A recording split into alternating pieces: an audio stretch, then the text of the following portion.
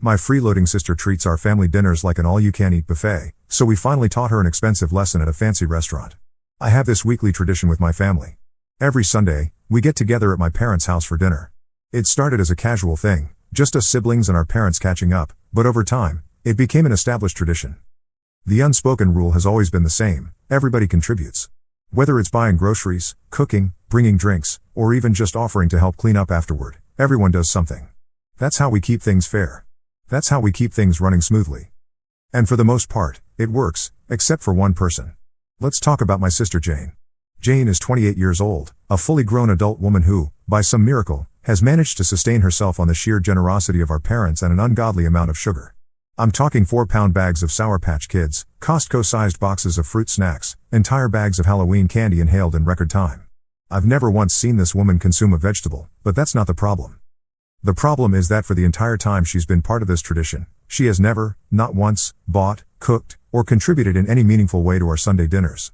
She's never picked up a pack of chicken, never swung by the store to grab some soda, never even offered to wash a dish. But every single Sunday, without fail, she shows up with an empty plate and an appetite that could put a starving wolf to shame. It's not just that she eats, it's how she eats. My sister loads up her plate like she's preparing for an all-you-can-eat buffet that's seconds away from closing. She doesn't take 1 or 2 pieces of chicken, she takes 6. She doesn't serve herself a reasonable portion of mashed potatoes, she takes half the bowl. If there's dessert, you can forget about getting a second helping because she will have inhaled it before you even put your fork down. At first, our parents let it slide. They always have. She's their precious golden child who can do no wrong. The rest of us siblings were annoyed, sure, but we assumed she would eventually catch on and start contributing. That never happened. Then came last week. Last week was the final straw, the moment when something inside me broke in a way that I knew could never be repaired. I had spent $20 on cinnamon rolls and wings. Not just any cinnamon rolls, these were the good ones, the ones from that bakery downtown that everybody loves. My brother also picked up extra wings just to make sure we had enough for everyone. We all sat down to eat, and as usual, Jane made a beeline for the food like it was her last meal on earth. She grabbed 3 cinnamon rolls, 3, before anyone else had even gotten one. Then she loaded her plate with wings, so many wings that I genuinely wondered if she had miscounted and thought she was plating food for 3 people instead of just herself. And then came the Sprite incident. I had brought a 2-liter bottle of Sprite. I'd only had 1 glass so far, but there was still a decent amount left. I was planning on taking it home because, I paid for it. But before I could even reach for it, Jane picked up the bottle and, without a single ounce of hesitation, poured the rest of it into her glass. She didn't ask if anyone else wanted some. She didn't stop to consider if maybe, just maybe, someone else might want a refill. She just took it, and something in me snapped. I didn't say anything, not because I didn't want to. I had words. So many words. Words that were sitting on the tip of my tongue, waiting to be unleashed like a verbal hurricane that would rip through her entire existence and leave her questioning every single one of her life choices. But I knew if I started, I wouldn't be able to stop. And if I didn't stop, I would absolutely destroy her, and then I'd be the bad guy because heaven forbid anyone criticize the golden child. So I got up, grabbed my things, and left early. Later, in our siblings group chat, the one she's not in, I brought it up. Turns out, I wasn't alone in my frustration. All my other siblings were sick of it. Everybody had noticed. Everybody had reached their breaking point, but nobody had wanted to be the one to say something because we knew our parents would defend her. Well, I was saying it now, and we all agreed. Enough was enough. We're thinking of implementing a new rule: if you don't contribute, you don't eat. Simple as that. And of course, as if on cue, the excuses from our parents started rolling in. Jane doesn't have money to spend. Oh, but she had money for a $120 collectible statue. Oh, but she had money for that 4-pound bag of Sour Patch Kids that disappeared in 2 days. Oh, but she had money to eat an entire 10-pound bag of Halloween candy in one night like a feral raccoon. The only thing she doesn't have is shame, and our parents enable every bit of it. So now I'm sitting here wondering, am I the asshole for finally getting fed up? For drawing a line in the sand and saying no more? Because if I am, then so be it. But at this point, something has to change. And if that means putting my foot down, then I will stomp it so hard that even Jane will finally feel the weight of her freeloading, golden child status be damned. Update: for a brief, glorious moment, it felt like we had won. The rule was simple: if you don't contribute, you don't eat. It was clear, fair, and enforced without exception. And for a few blissful weeks, it worked. Jane, faced with the harsh reality that free meals were no longer part of her weekly routine, stopped showing up to dinner. It was peaceful. The food stretched further. The drinks lasted longer. The atmosphere felt lighter without the underlying tension of knowing one person was going to take 3 times their fair share while giving nothing in return. But deep down, we all should have known better. Jane wasn't going to let something as minor as a well-established and explicitly stated rule keep her from her God-given right to consume anything that wasn't nailed down. If she couldn't eat with us, she would find a way to eat after us. And that's exactly what she did. It started subtly, almost innocently, like she was testing the waters. One Sunday, dinner was winding down, and as we sat around talking, laughing, and just enjoying the night, the front door swung open. In walked Jane, all casual-like, with that forced exaggerated surprise that only someone with a guilty conscience can muster. "Oh, wow," she said, as if she hadn't planned this perfectly. She had just been in the area. What a total coincidence that she just so happened to show up right after dinner. And of course, our parents immediately started offering her leftovers. No. She wasn't here to eat. Of course not. She just wanted to see everyone, catch up, spend time together. Except the moment someone got up to clear the table, she pounced. A few leftover slices of pizza still sitting out? Gone. Someone's half-eaten plate they had momentarily stepped away from? Vanished. She moved with the speed and efficiency of a seasoned food thief, clearing whatever was within reach before anyone could react. And our parents just smiled indulgently, like this was cute behavior from their precious golden child. It wasn't a one-time thing either. This became a pattern. Sunday after Sunday, she would appear like a poorly written villain who refuses to stay dead, always arriving just in time to scavenge whatever had been left unattended. Mom would beam, "Oh look who stopped by," while the rest of us exchanged knowing glances. One time, she got even bolder. She didn't just stick to what was on the table. Oh, no. That was too easy. She waited until people were distracted, then casually wandered into the kitchen, opened the fridge, and started eating cold wings straight from the container. No plate, no napkin, just standing there, hunched over, devouring them with her bare hands like some kind of food. Gremlin. When confronted, she blinked in wide-eyed innocence and had the nerve to act like we were overreacting. "Oh, I thought you were done with the food. I was just helping clean up."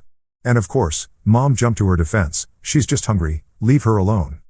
The audacity was staggering, but the moment that truly sealed her fate, the moment that made us realize that no amount of rules, no amount of shame, no amount of basic human decency would ever stop my sister was the cheesecake incident.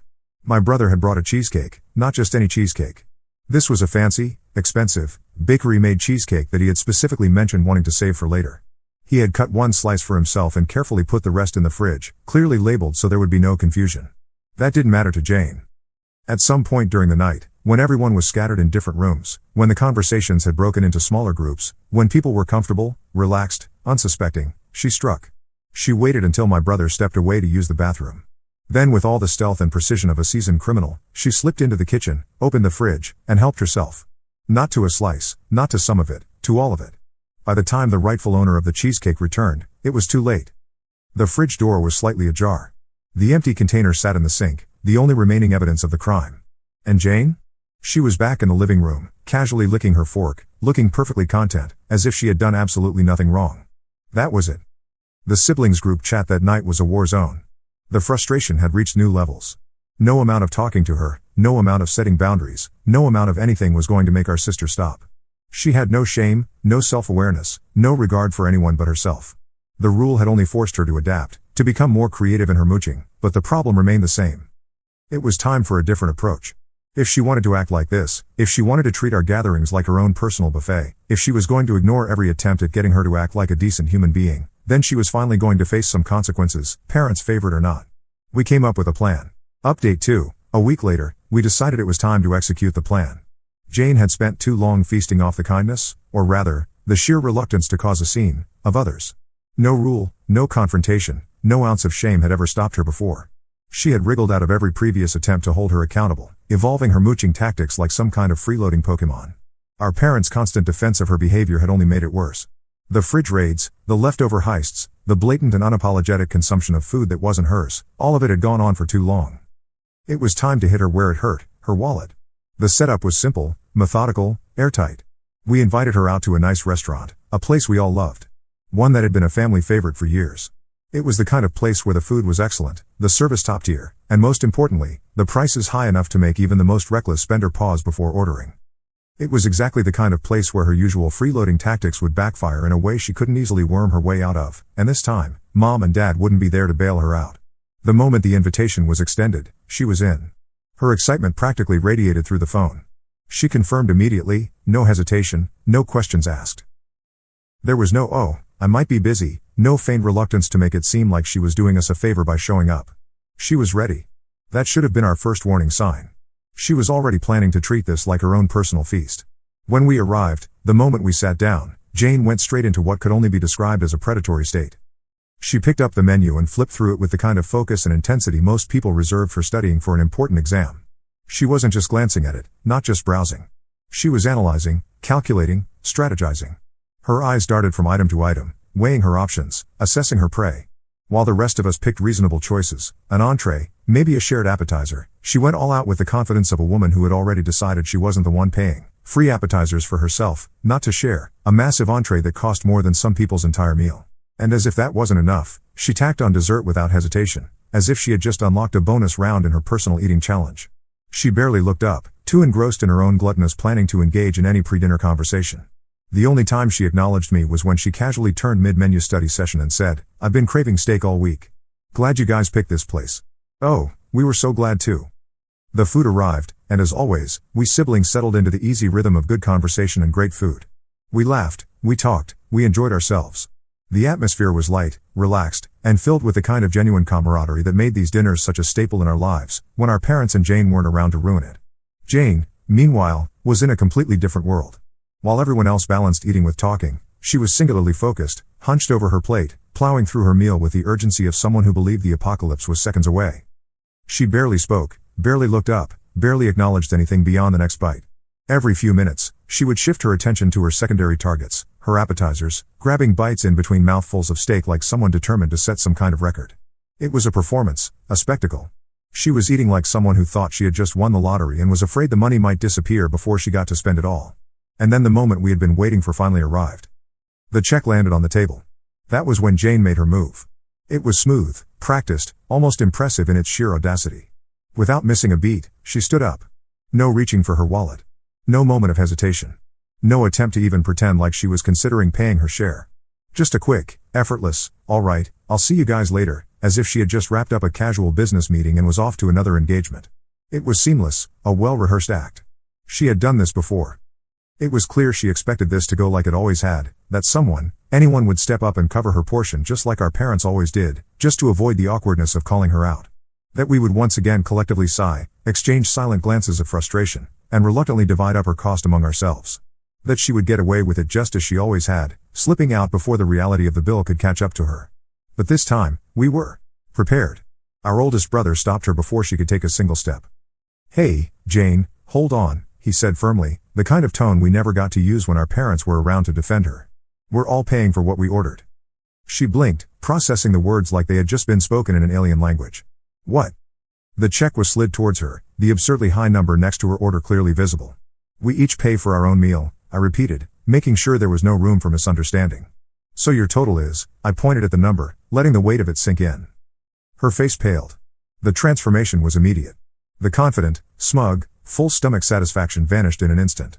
The color drained from her so quickly that for a brief moment, I wondered if she was about to actually pass out. "Wait, what? I thought you guys invited me." "We did," my sister chimed in. "We invited you to join us for dinner. We didn't invite you so we could pay for you." Her jaw clenched. Her eyes darted across the table, scanning for any sign of weakness, any possible way out. Her whole strategy had been built on the assumption that we would cave, just like our parents always did, that someone, anyone, would step up and cover her portion just to avoid the awkwardness. But the table was silent. The check was still in front of her. No one moved to take it. "That's not how this works," she said, her voice tight, like she was forcing herself to stay calm. "If you invite someone, you pay." We all looked at each other. "That's not how this works," my brother said, mirroring her words right back at her. "You eat, you pay." Update 3. What followed was one of the most uncomfortable, yet deeply satisfying moments of my life. It was the kind of reckoning that had been brewing for months, maybe even years. The weight of every single Sunday dinner where she had devoured food like a starving beast without so much as a thank you finally crashing down on her all at once. Every time she had taken the last piece of chicken without asking, every time she had drained the soda without offering to replace it, every time she had eaten like a queen while contributing nothing, all enabled by our parents' constant coddling, it had all led to this exact moment. For the first time, Jane had no easy escape.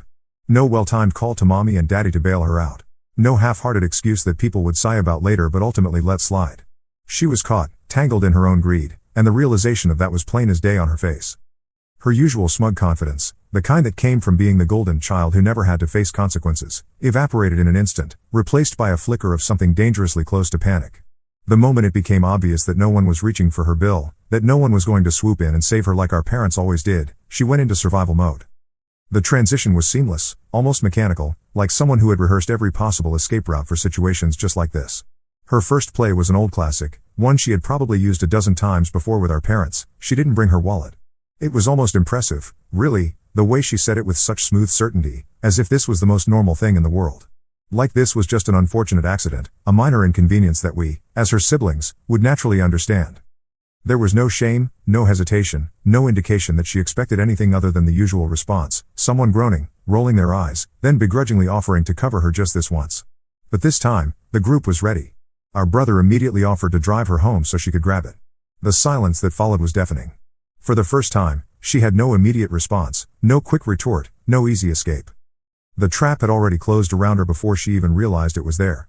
Her brain was scrambling for another excuse, another way out, but before she could fully process just how bad of a position she was in, the next excuse was already flying out of her mouth. She would pay us back later, of course. She always paid her siblings back. She would make sure to get us all tomorrow or next time. She just didn't have it on her right now. Nobody moved. Nobody even reached for their phones to pull up Venmo. Instead, we just sat back, arms crossed, watching her squirm. Our youngest sister even stretched out lazily in her chair, leaning back with a casual, "Nah, we'll wait." The restaurant wasn't closing anytime soon after all. We were perfectly fine sitting right there, and letting her figure it out. The flicker of panic in her eyes intensified. She had never been in this situation before, never faced her siblings when they weren't willing to let her slide with a vague, meaningless promise of payment that would never actually come. Without mom and dad here to bail her out, without her golden child status to protect her, she was finally facing real consequences. The longer we sat there, unmoving, unbothered, the more obvious it became that her usual tactics weren't going to work this time. The pressure was mounting, the walls closing in, and for the first time ever, she was the one feeling uncomfortable at dinner. Then came the guilt trip. She let out a dramatic sigh, shaking her head like we had just betrayed her, as if we were the ones being unreasonable. She thought we were family. Siblings don't do this to each other. Family covers each other when someone's in a tough spot. Siblings don't sit there and humiliate someone over a meal like this. That was when I finally snapped. Family. Now family mattered? Because for all those Sundays where she had shamelessly eaten her weight in food without so much as a thank you, family had never seemed to include giving back. She had no problem stuffing her face with food that others had spent their hard-earned money on, no problem draining the last of the drinks without replacing them, no problem disappearing the second it was time to clean up. But the moment the expectation of contribution was placed on her, suddenly, she wanted to appeal to family bonds?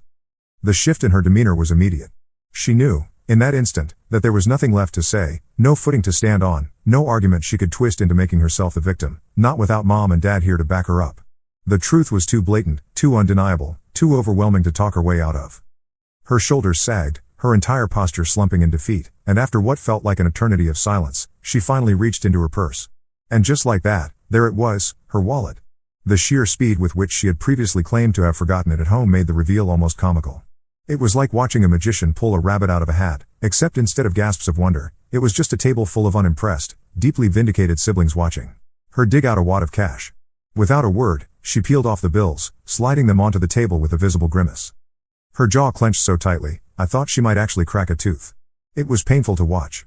The sister who had spent months pretending she couldn't afford to chip in, who had played the broke card at every possible opportunity while somehow always having money for candy and collectibles, was now parting with her money like it physically hurt her.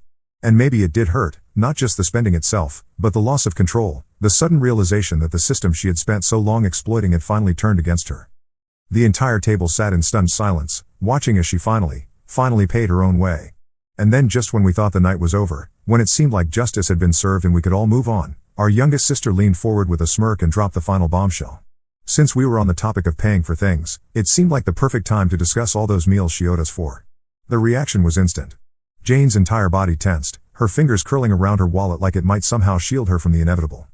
She opened her mouth, probably to threaten calling mom and dad, but it was already too late. The floodgates had opened. One by one, every single sibling at that table started listing off every instance of her freeloading. The chicken, the wings, the cinnamon rolls, the drinks, the desserts, every single Sunday meal where she had eaten enough to feed a small village while conveniently never having money to contribute. It was all laid out, a backlog of unpaid debts so vast she could never hope to talk her way around it. She tried the family excuse again, but this time it fell completely flat. Our brother cut her off before she could even finish the sentence. Being family wasn't supposed to be a free meal ticket. Being siblings wasn't supposed to be one-sided. Family wasn't supposed to mean watching someone take and take and take while never giving anything in return, golden child or not. And in that moment, with every single sibling refusing to let her off the hook, Jane did the unthinkable. She paid us back. Grumbling under her breath, huffing and sighing like someone being forcibly removed from their comfort zone, she pulled out her phone and started Venmoing each of us. Slowly, reluctantly, with the enthusiasm of someone being forced to confess to a crime. It wasn't much per person, not in the grand scheme of things, but that wasn't the point. The point was that for once, after months of taking advantage of us, after years of hiding behind our parents' favoritism, she was finally being held accountable. And that was worth everything.